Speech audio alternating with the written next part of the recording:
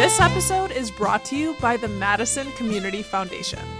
Even if you don't recognize that name, you will definitely recognize their impact. Through donations from people like you, Madison Community Foundation helped fund the creation of the Monona Terrace, the expansion of the Goodman Community Center, and the Madison Central Library.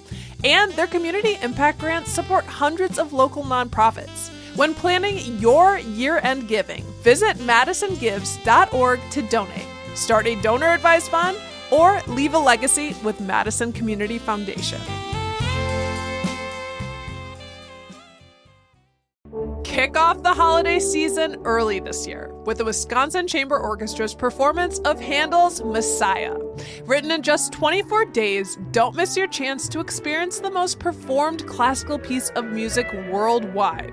Make it your new favorite holiday tradition and join the WCO and the Festival Choir of Madison at Bethel Lutheran Church on November 22nd and 23rd at 7 p.m. Tickets are available at wcoconcerts.org/Messiah.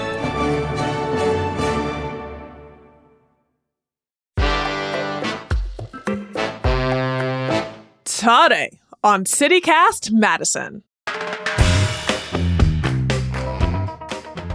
It's the Friday News Roundup, and this week I'm joined first by Madison Alder MGR Govindarajan, and then CityCast Madison's Haley Sperling and Rob Thomas. A dozen Madison Common Council members moved to censure a fellow alder over allegations of sexual harassment and assault. The school district previously run by our current Madison School Superintendent, Joe Gothard, is being sued for misappropriation of COVID funds under his watch. A number of notable changes have hit our restaurant scene, and the city is asking hunters this deer hunting season to watch out for a missing person. It's Friday, November 22nd. I'm Bianca Martin, and here's what Madison's talking about.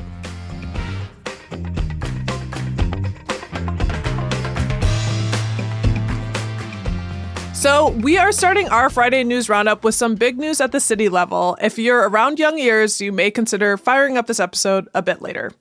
Over a dozen Madison Common Council members are calling to censure a fellow alder, Alder Charles Miazde, following a series of allegations of sexual harassment and assault against him from multiple women, including most recently current alder Juliana Bennett and former mayoral candidate and school board president Gloria Reyes.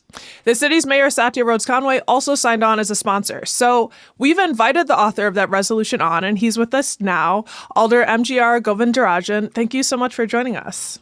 Thank you for having me. Yeah.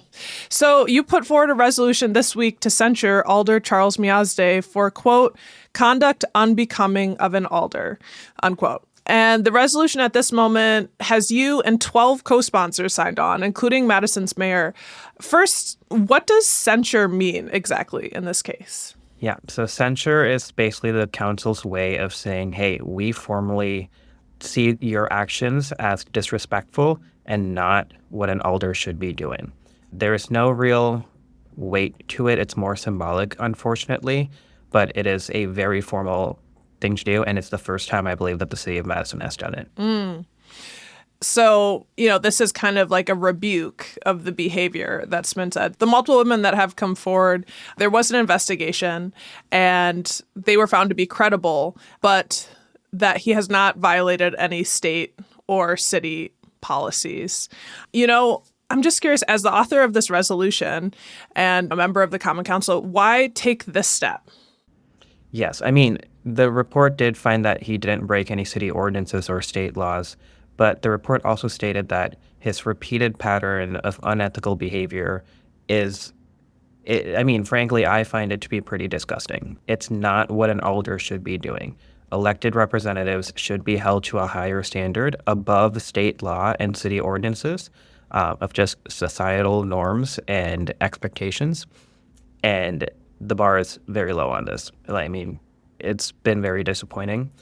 The report also found that Miazde was not as much of a credible witness.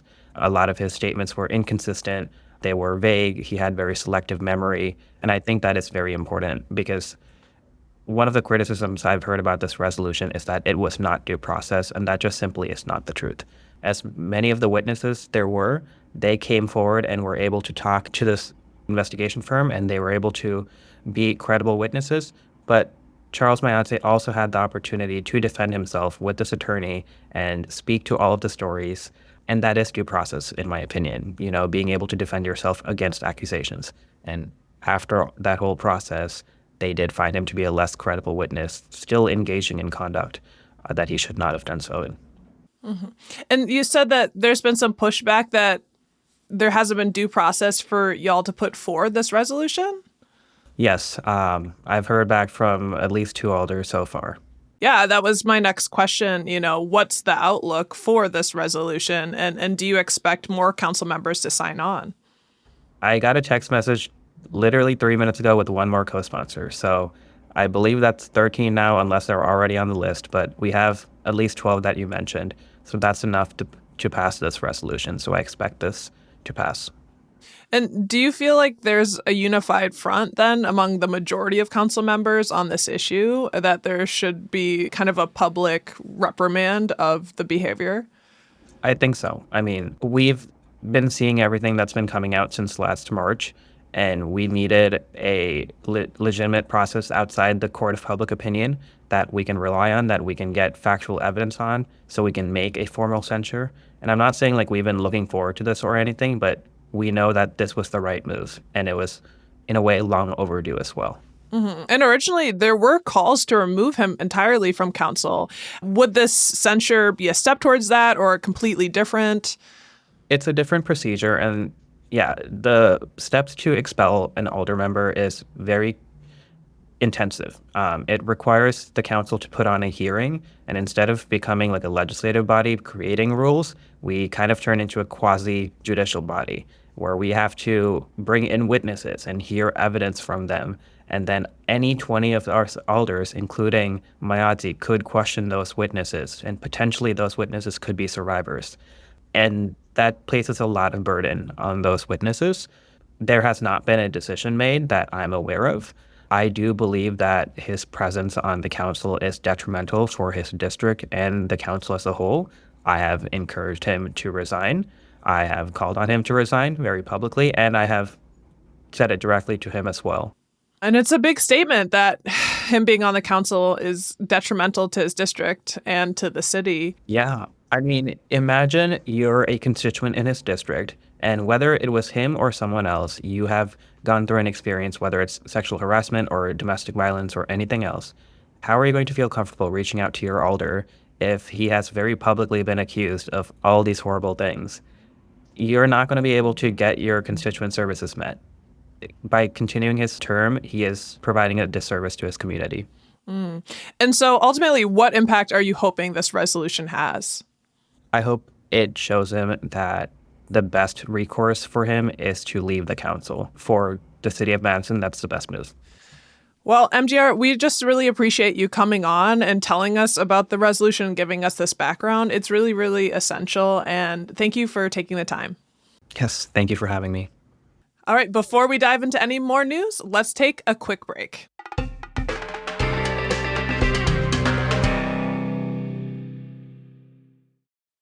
Ryan Reynolds here for, I guess, my 100th Mint commercial.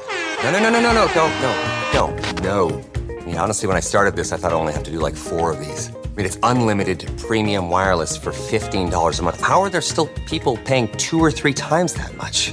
I'm sorry, I shouldn't be victim blaming here. Give it a try at mintmobile.com/save. Whenever you're ready. $45 upfront payment equivalent to $15 per month. New customers on first 3-month plan only. Taxes and fees extra. Speed slower above 40 gigabytes. See details. This is an ad by BetterHelp. What comes to mind when you hear the word gratitude? Maybe it's a daily practice, or maybe it feels hard to be grateful right now. Don't forget to give yourself some thanks by investing in your well-being. BetterHelp is the largest online therapy provider in the world, connecting you to qualified professionals via phone, video, or message chat. Let the gratitude flow. Visit BetterHelp.com to learn more and save 10% on your first month. That's BetterHelp, HELP.com. All right, we're back. Spoke with Alder MGR Govindarajan about the news out of the Madison Common Council, where a majority of its members are making the unprecedented move of trying to censure one of their colleagues, Alder Charles Miazde, following allegations against him of sexual harassment and assault. Now it's time to bring in our team to continue our Friday News Roundup. Joining me here on this There Are Snowflakes Falling Day, the leader of this here podcast, Haley Sperling. Hi, Haley. Hi, Bianca. I'm so excited. My cat is literally watching the snowfall outside the window as we speak. And we're here with our newsletter editor, Rob Thomas. How goes it? It goes good. My dogs are part husky, and they were frolicking when we went for a walk a few minutes ago. So they are in their element. Yes, definitely starting out this week with some, pretty heavy news. It's certainly been the story of this week and last. We've been talking about this issue for a year. And instances of sexual harassment and assault, it's so difficult to talk about, but the Common Council, they're taking this issue head on. I just want to ask both of you, are you surprised by this move? How is this news hitting you this week? I feel like it's not surprising. It's kind of encouraging to me to see something happen because, we've known about this issue, at least, in the public light for months, we literally have a whole podcast about this exact situation that aired back in April. It's frustrating. It's encouraging. It's a lot all at once. I'm really glad that the city council has decided to kind of speak up. I was pretty disappointed by the mayor's earlier statement when the findings of the city's internal investigation into this situation came out, and she basically just kind of said a whole lot of nothing. I would have appreciated something a little bit stronger. So I'm happy to see that someone, MGR, is stepping up and taking action, and that, again, the mayor has signed on to that censure movement. So I don't know. We're going to have to kind of see where this goes moving forward, because that's always a question. Wait and see if there are any results. And it's taken this long to get us this far. So I'm curious to see as to where we go from here. Yeah, I think the mayor said it was up to the people in the political process, basically saying wait till next election. And I wonder if that was a catalyst for this move to censure from Alder saying, no, that's not good enough. We're not going to wait until the next election to at least take a stand on this. Yeah. It's a heavy one. And it was interesting to see the mayor's initial reaction and response, but she did sign on to this resolution. So I'm glad that we started there. And this is not the end of the conversation, because we are talking with Alder Juliana Bennett to hear her story. So stay tuned for that upcoming conversation. And we will link our conversation from earlier that you mentioned, Haley, from April, when we talked with Sabrina Madison, when, former accusers came forward and there were calls to remove Alder Charles Miazde back this spring. So, but meanwhile, there's a bit of controversy surrounding our school's district leader. More allegations. This time around, money in this case. Haley, you have that story.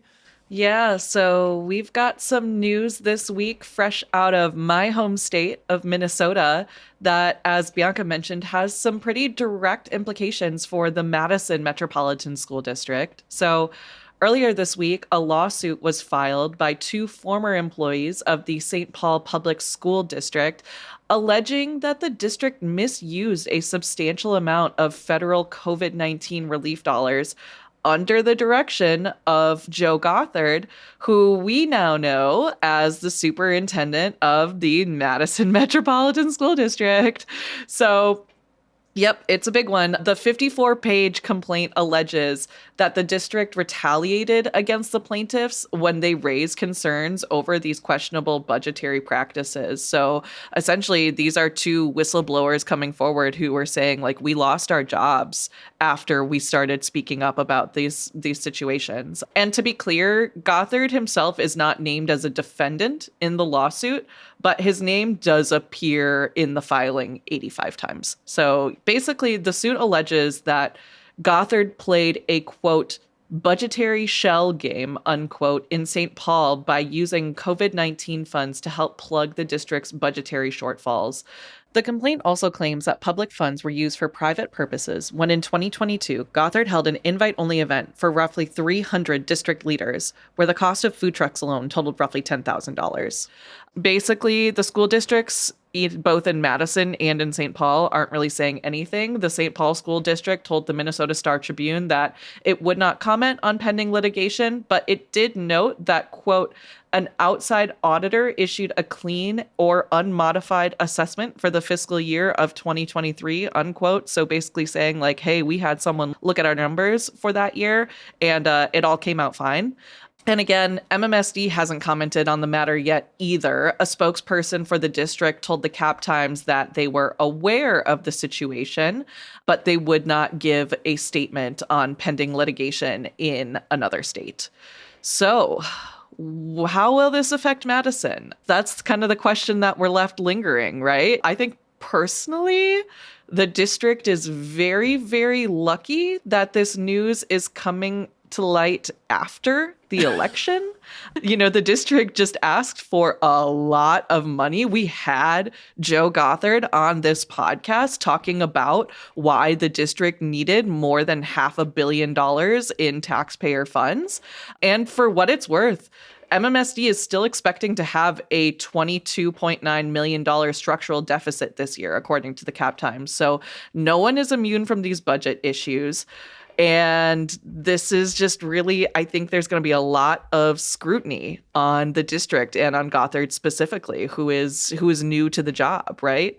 What are y'all initial thoughts? I know, Bianca, you've had some some ideas. Yeah, you're seeing my facial expressions. I'm really bummed. I'm really bummed seeing the story, and I'm not bummed like I know what to think about it. What I do know, it is, a legal case where two people were fired and now they're suing. So it doesn't mean that they aren't suing over something legitimate. The courts are going to decide that. But I've been really excited about Joe Gothard. We had a great conversation with him about his plans and his vision. The Madison School Board is, very much so behind him. And he was the winner of this very more competitive process. And, moving him aside, I do think the COVID-19 funds, this is not like a unique thing here. It was so complicated and what was necessary that people are going to jail, So what is upsetting to me is, the federal government is giving this money, and then it's just like, well, good luck on using it. And we've got all these stipulations. Like, how much effort was made to make sure that people were using them appropriately, and not just because of people are doing something insidious or intentionally, I want to believe the best, and I think you make a really astute point, Haley, about the fact that this timing of this story coming out after they asked for a lot of money is useful, and I am still keeping a totally open mind. If I'm a Madison Schools administrator, I would not expect an invite-only food truck event to come anytime soon from the district. I think they're going to be extra watching their dollars and cents on things that. But yeah, it's both fortunate and unfortunate timing. Yeah, it's one that we're going to have to watch. And especially, with lawsuits, there's only so much information that comes out at a time. But yeah, I don't know. This one, it's just kind of a big bummer. You don't really want any sort of bad news because the district went through so many hurdles just to get a superintendent in place for this year. I mean, Joe Gothard seems like a professional, and we will see how the district manages this now very serious kind of question that's being thrown at them. Yeah, and can I just say, I'm not trying to be an apologist, but when I was reading that story and reading about $10,000 in food trucks alone, you had 300 people there, public servants, and is it the food? The food for 300 people, $10,000? That's a lot of money. Yeah. It's I don't know, is it? Is it a lot of money? $30 each? That sounds right. Yeah. It is a lot of money, but food for and I don't know. I just pulled from that the quote that Minnesota law requires the public funds be used for a public purpose, and I'm like, teachers during the pandemic be having a party and getting food when it's the darkest of times and some of the most challenging of times. I don't know. That's why I'm keeping my mind open, but we're gonna keep talking about food, even possibly food truck adjacent conversation. But before we dive into more news around food, let's take a quick break.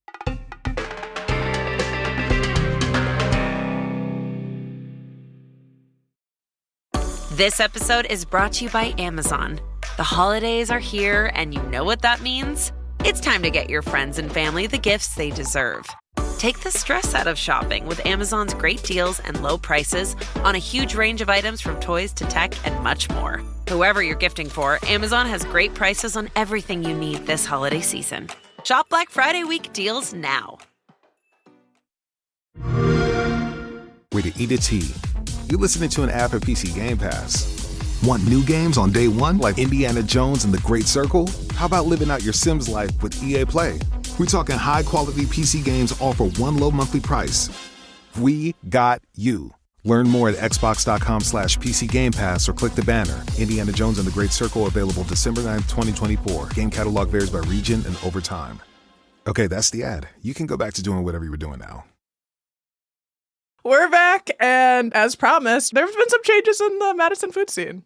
Yeah, so every month on the Madison Minutes newsletter, I do kind of a roundup of new restaurants and restaurant news. And this month I had a lot to work with. We had restaurants expanding into new locations, restaurants moving altogether into new spaces, and at least one longtime restaurant that's totally rethinking what they do. First off, Ancora Cafe and Bakery opened its 4th location on Monona Drive. It's a new multi-use building where the Java Cat used to be.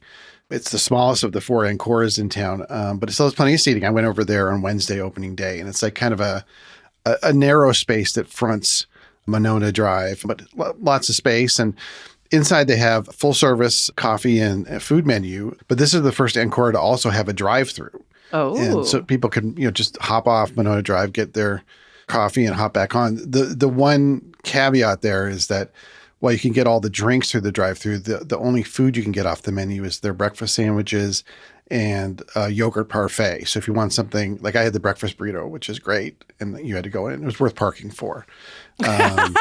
I highly recommend that. I had that in a cold brew, and it was pretty nice. I love their breakfast sandwiches. I will say their honey bacon biscuit sandwich, that's like one of my favorites. That sounds pretty good. That's a go-to. Yeah. I found it one time when I was working at Lucille, and it was just like one of those things where it's like they didn't have the item that I wanted, but then they had this one, and I was like, okay, I'll try it. And then I had it, and I was like, this is amazing. And now I get it all the time. Yeah. I was driving, so I thought the burrito might be a better to-go option, but it hit, definitely. And speaking of coffee, like I'm also a big fan of Barrique's, and there was the one on Park Street that was really a favorite for me. It was close to the office. I would do interviews there and stuff, and it's been kind of a bummer because it's been closed, I think, for a couple of years now. It's the one near Fish Hatch across from, there's a Grace Coffee across the street now. Its ghost remains. Yeah, it is, because you can see the sign still, and it's just a cool green building. But there's good news because Paleo Mama Bakery has announced it's going to move in there probably by mid-February. Paleo Mama is really popular. They specialize in tasty treats for people with gluten allergies and other allergies. So that's great, a great sign of their success that they're moving into this larger space. They're hoping to have an expanded grab-and-go retail space and then offer like other products from sort of like-minded businesses. So that's really cool to see they're growing. Yes. Growth in the food space. Yeah.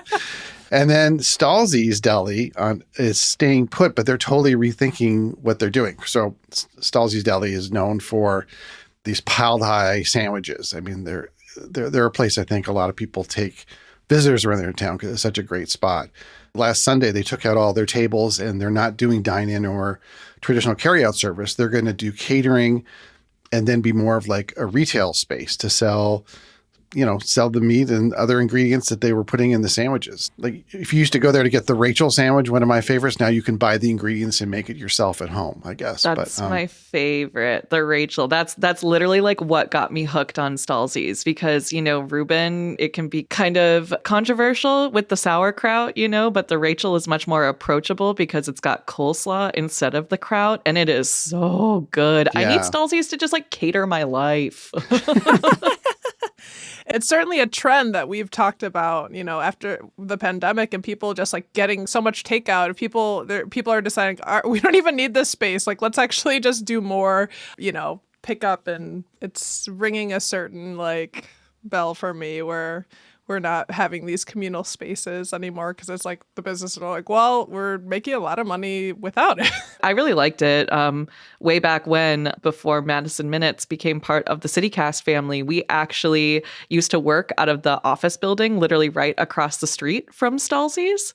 So I was there a lot. I was there eating a lot of Rachel's. But I guess I'll just have to walk over there now and pick up some pastrami myself. There you go. There you go. Yeah. I mean, I was thinking also like there are more spots like this, which are sort of places you can eat, but also places you can buy things. Like Lacey's Cafe is sort of like that, right? Where you can buy things and take them home as well as eat there. So it's kind of interesting. I don't know if it's an evolution, like Bianca said, of people just don't want to rely on in-house dining alone. So I think it's probably just got to be easier staffing wise, because I think that's the biggest thing that the biggest issue that restaurants are facing now, right? Is like still hiring people. And now it's like, okay, you don't need to hire any servers or anything. You're literally just have someone to cut the meats and do the sales and whatnot. So I guess that makes sense from that perspective. That's a good point.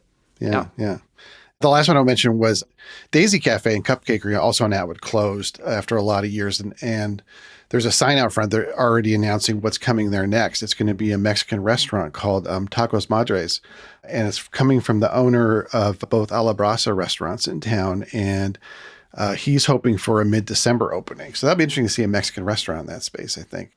Yes, I saw the sign. It's a big sign. It's a big sign. They're not shy about it. Yeah. All of these restaurants too are on like really pretty like busy streets and busy spots, so it's visible the changes. Yeah, it's a good spot for them. I can't think of that many Mexican restaurants. I guess maybe Tex Tubbs down the street. That's what I was going to say. Like, Atwood needed more like Mexican food. I mean, we do have El Sabor de Puebla, which is down over on 4th Street, but it's exciting to have this because, the only other taco place I could think of is Tex Tubbs. And Tex Tubbs is great, but it is very specifically Tex-Mex. It's not like that authentic like Mexican taco truck, which I'm craving all the time. I'm hungry right now, if you guys can't tell. I'm very sorry. We're getting hungry now. And, we started this conversation. We talked about the snow, rites of passage, winter's coming. There's also another seasonal extravaganza for those who participate, Haley, that we felt like we should shout out. Yeah, so I mean, it's a big thing in Wisconsin. So deer hunting season will run its 9-day course starting November 23rd. So that's this weekend, and it will go through. Watch out! Watch out! Get your blaze orange on. Get your blaze orange on and be careful out there. No, I mean, they're not like in the streets or anything, but the season runs November 23rd through December 1st. So this is a kind of an exciting, like you mentioned, Bianca, like rite of passage for a lot of Wisconsinites and Midwesterners. I mean, hunting is just such a big part of our culture, and the deer hunting season, it's always a big one. Can you bag a big buck, whatnot? I don't know. I've never been hunting. Can you tell? Well, yeah. Also, yes, I was just at Governor Dodge, and this is the time when like the guns enter the picture.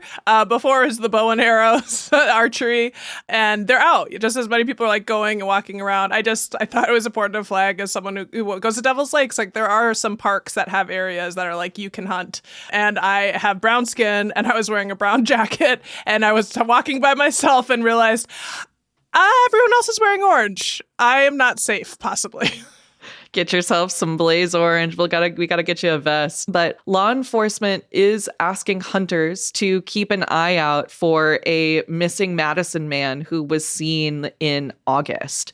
So Eric Ball was last seen leaving his house near the east side August 24th on an e-bike. And so hunters are asked to kind of keep an eye out if they see him, if they see any e-bike, if they see anything, to contact law enforcement if they do make any discoveries. Police are, kind of patrolling the areas. They have drones and canine teams. They're out in the parks and wooded areas, and they've been out there since his disappearance. So folks, again, are asked to keep an eye out for him. Yes. Be careful and report if you do see him. That is the total of our Friday News Roundup stories.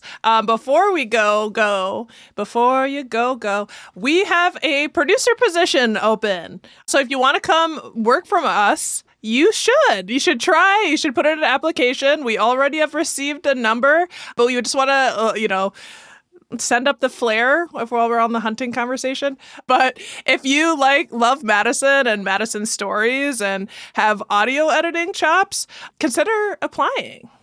Be a part of our team. Yeah, we love it. We're fun. We're fun. We're cool. We're cool. Yeah. We hang. We hang. We have a good time. So definitely check that out. We're going to throw the link to that application in our show notes. But yeah, it's the end of the week. We hope you guys have a good weekend. Haley, thank you so much for rounding up the news with me this week. Anytime. And Rob. Thanks, Bianca.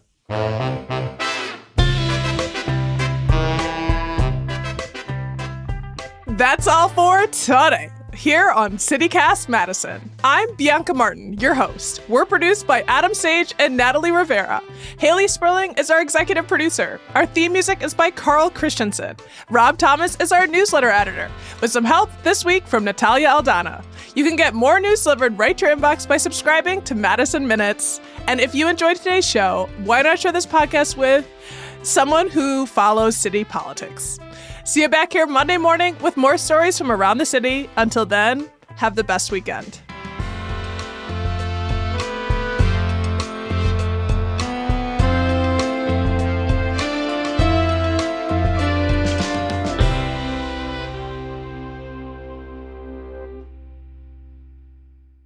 You guys, I have a sugar coma. I had so much sugar for my birthday, unprecedented levels.